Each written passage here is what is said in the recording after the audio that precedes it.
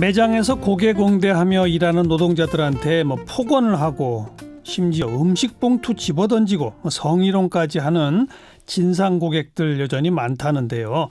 작년 11월부터 이들을 보호하기 위한 감정노동자 보호법이라는 게 시행되고 있지만 아직 실효성이 별로 없고 더더군다나 나이 어린 청소년 노동자들은 제대로 보호받지 못한답니다.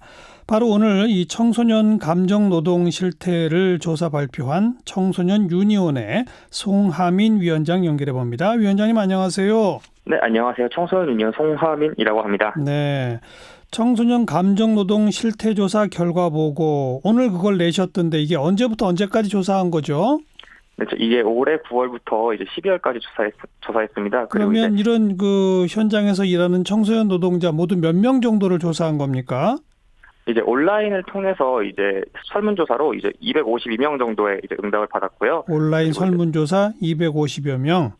네, 그리고 이제 직접 인터뷰를 하면서 10명 정도의 인터뷰를 받았습니다. 네, 그 250여 명 했을 때는 이제 그러면 나쁜 일을 당했다 몇 퍼센트 이런 통계까지 쭉 나오겠네요, 그죠? 네, 그렇습니다. 단순하게 이제 감정노동을 못한다는 이유로 약간 주의 혼남 같은 경우에는 147명부 정도가 이제 바쁘셨고요. 그 중에서 나머지 30명 정도는 이제 직장 내 괴롭힘, 이제 폭언, 폭행, 따돌림이나 아니면 임금 삭감, 임금 체불, 해고, 아니면 이제 일터에 부르지 않았다 등등으로 나타났습니다. 네, 그러니까 아무런 이런 그 불이익 같은 걸 당하지 않은 경우가 오히려 더 적군요.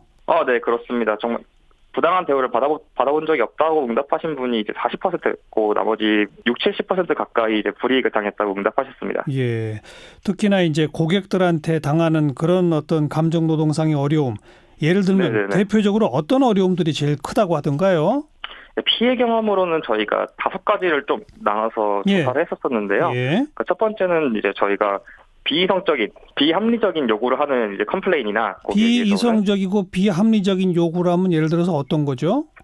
이제 저희가 이제 사례로서 이제 받았던 거는 이제 한식 뷔페에서 일하시는 분 같은 경우에는 한식 뷔페에 일하는 노동자분에게 초밥이 왜 없느냐고 따지는 경우도 있었고. 예. 네.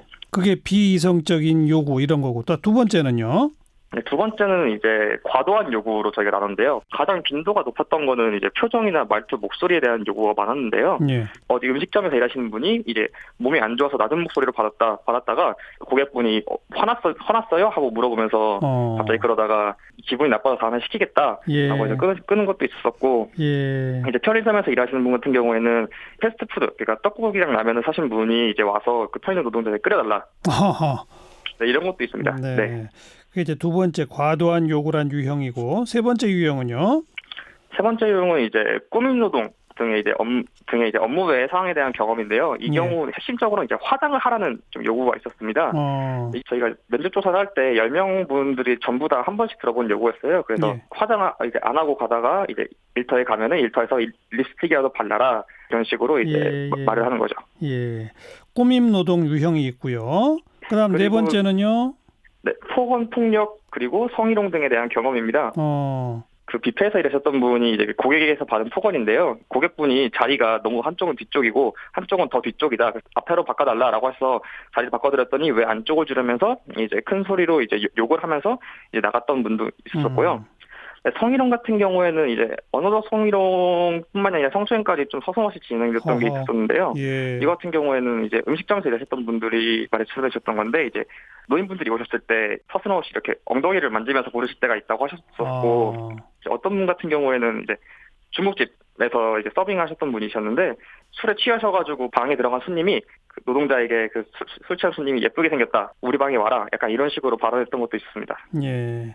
자, 이런 그 감정노동상의 어려움을 당하면 대부분의 노동자들이 어떻게 했답니까? 하지 말라고 항의를 했답니까? 아니면 업주한테 하소연을 했답니까? 아니면 그냥 꼭 참았답니까? 이제 이런 거 같은 경우에는 이제 노동자분들이 업주에게 항의를 하거나 이제 고객한테 항의를 할 경우에 이제 일을 지속할 수 없는, 그러니까 말 그대로 잘릴 수밖에 없는 위기감이 있어서 그래서 그냥 항의를 하지 참았다. 못했습니다. 예, 이른바 감정노동보호법 이런 게 작년부터 시행되고 있다는 사실, 우리 청소년 노동자들은 그런 것조차 다 모르고 있던가요?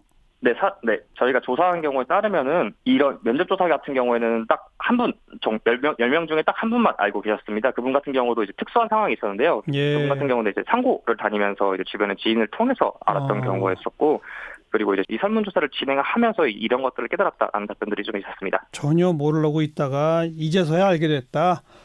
네네네. 앞으로 어떤 것들이 좀 바뀌어야 될까요? 사실은 감정노동자 보호법이 실효성이 있다는 이야기를 좀 드리고 싶어요. 다만 문제 지점은 노동자가 이런 감정노동자를 보호하기 위한 법 조항이 있는지 잘 모르고 사업자의 경우도 인식이 좀 부재한 것으로 좀 나타나고요.